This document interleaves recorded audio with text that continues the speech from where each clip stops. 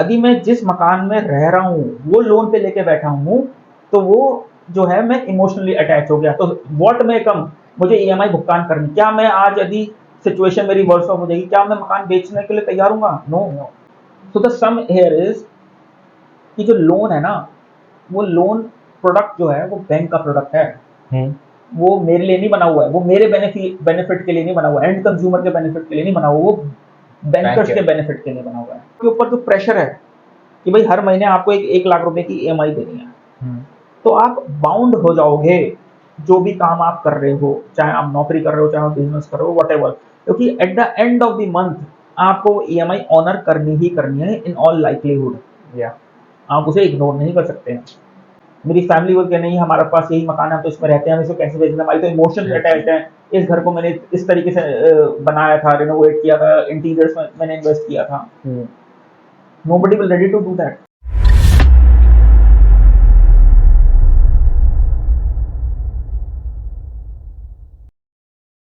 दूसरा, आपके ऊपर जो प्रेशर है कि भाई हर महीने आपको 1 लाख रुपए की ईएमआई देनी है, तो आप बाउंड हो जाओगे जो भी काम आप कर रहे हो, चाहे आप नौकरी कर रहे हो, चाहे आप बिजनेस कर रहे हो, वट, क्योंकि at the end of the month आपको ईएमआई ऑनर करनी ही करनी है इन ऑल लाइवलीहुड।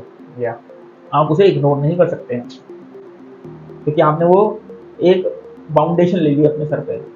अब यहाँ पे फ्लिप साइड क्या है, मुझे नौकरी अच्छी नहीं लग रही, बट मुझे करनी है क्योंकि मुझे 1 लाख रुपए ईएमआई पे करनी है। अच्छा, 2014 का एग्जांपल लेते हैं। 2014 से लेकर 2022 तक, मतलब रफली around 8 years, Delhi NCR pan India property rate नहीं बढ़ा। इन्फ्लेशन मानते हैं कि 6% का इन्फ्लेशन है, तो 8 6 48, 48% का इन्फ्लेशन बढ़ गया।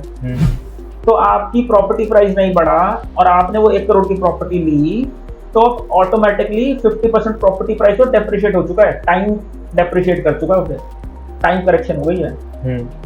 लेकिन आज भी आप वो ईएमआई पे कर रहे हैं 1 लाख, प्लस बर्डन है सर के ऊपर। अच्छा, सिंस आप उस मकान में रहते हैं, आपकी इमोशनल अटैचमेंट हो गई है कि मैं बेच तो सकता ही नहीं, मैं तो इस मकान में रहता हूँ, मैं तो इमोशनली अटैच्ड हूँ। व्हाट इफ ये रियलाइजेशन हमें हुई 2012 में। 2012 है, आज हम चल रहे हैं 2023। मैं आज भी रेंट के मकान में रहता हूँ। वो रियलाइजेशन हो गई थी भाई, लोन लेके मकान नहीं खरीदना। आज मैं जिस मकान में रहता हूँ उसका मैं 50,000 रुपये मंथली रेंट पे करता हूँ, और वो मकान जो है रफली जो लैंडलॉर्ड क्लेम करते हैं, वो मकान 4 करोड़ रुपए का है। 50,000 इंटू 12, 6 लाख रुपए। 6 लाख डिवाइड बाय 4 करोड़ कर लो, तो रफली 1.5% की ईयरली पे आउट पे मैं उस घर में रह रहा हूँ। अब 2 तरीके से समझते हैं इसको। फॉर एन एग्जाम्पल, वो 4 करोड़ रुपए मेरे पास है। 2012 में वो 4 करोड़ रुपए मेरे पास थे, ठीक है। वो 4 करोड़ रुपए यदि मैं बैंक में एफडी कराता उस टाइम पे, तो बैंक में मरे से मरा 6 से 7% का ब्याज मिलता है। टैक्सेस की बात नहीं करेंगे अभी हम अभी केवल ब्याज की बात कर, रेट ऑफ इंटरेस्ट 6% का रेट ऑफ इंटरेस्ट मिल रहा है। मैं कितना पे कर रहा हूँ? 1.5%। तो 4.5% तो मैं ऑलरेडी बेटर ऑफ हूँ।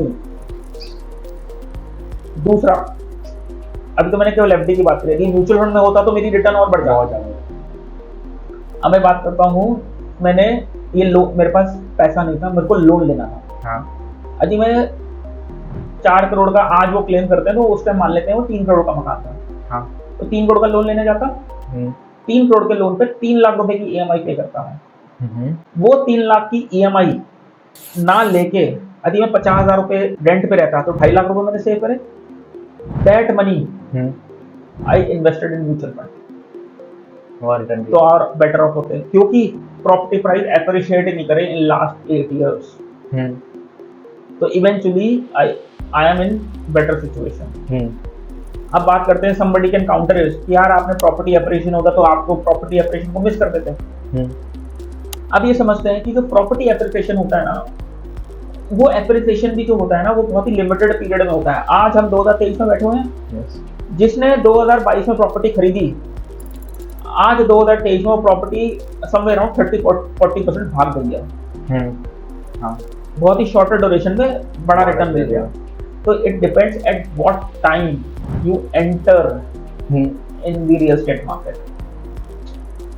यही प्रॉपर्टी मैंने यदि इन्वेस्टमेंट पॉइंट ऑफ व्यू से खरीदी होती, इन्वेस्टमेंट मतलब मैं उसमें रहता नहीं हूँ, अब ऐसा नहीं मैं रियल एस्टेट के अगेंस्ट हूँ, आई am not against real estate, real estate में इन्वेस्ट करता हूँ, बहुत एग्रेसिवली इन्वेस्ट करता हूँ, लेकिन मैं वहां इन्वेस्ट करता हूँ जहां मुझे दिखता है कि वो मार्केट जो है अपकमिंग मार्केट है और वहां पे मुझे एप्रिशिएशन का स्कोप ज्यादा है।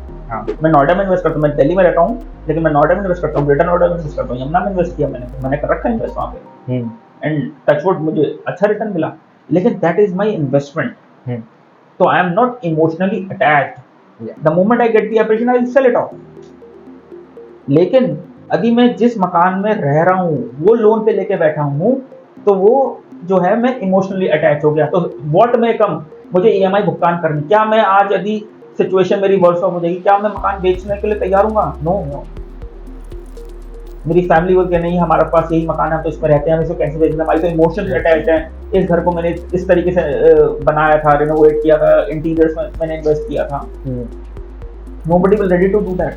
कोविड के दौरान लोगों की तनख्वाहें 40-40, 50-50% कट गई, लोग जॉबलेस हो गए, मेरी तनख्वाह खुद की 50% कटी थी, 40-45% कटी थी, तो उसमें सर्वाइवल कितना मुश्किल हो गया था।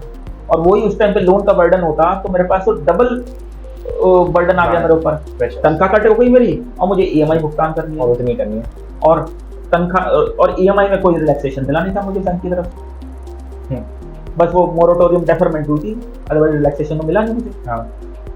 उसकी वजह से लोग स्ट्रेस में आ गए, एंजाइटी इशू हो गए, बीमारियां लोगों को लग गई, क्योंकि स्ट्रेस है ना भाई, पे करना है, आई विल यदि मैं पे नहीं करूंगा तो मैं डिफॉल्टर घोषित हो जाऊंगा, that will effect my CIBIL, CIBIL effect हो जाएगा तो मुझे फ्यूचर के अंदर इन केस यदि मुझे लेना पड़ जाए लोन तो मैं नहीं ले पाऊंगा। Yes, so the sum here is कि जो लोन है ना, वो लोन प्रोडक्ट जो है वो बैंक का प्रोडक्ट है, वो मेरे लिए नहीं बना हुआ है, वो मेरे बेनिफिट के लिए नहीं बना हुआ है, एंड कंज्यूमर के बेनिफिट के लिए नहीं बना हुआ, वो बैंकर्स के बेनिफिट के लिए बना हुआ है।